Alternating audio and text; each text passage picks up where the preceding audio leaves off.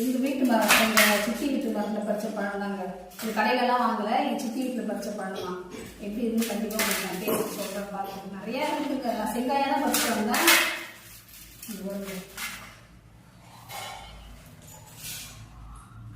சூப்பராக இருக்குது விதெல்லாம் வச்சு இங்கே விற்கிறாங்க கடையில். அந்த பழம் நல்லா ரெட் கலரில் இருக்கும், டேஸ்ட்டாக இருக்குன்றதுனால நான் ஒரு தடவை வாங்கினா அந்த பழம் வந்து ஒரு டேஸ்ட்டே இல்லைங்க, இனிப்பே இல்லை, ஒரு மாதிரி சருகுன்னு நீர் விட்ட மாதிரி இருந்தது. அதனால அந்த மாதிரி ரோட் சைடு வைக்கிற பழமே நான் வாங்குறதில்லை.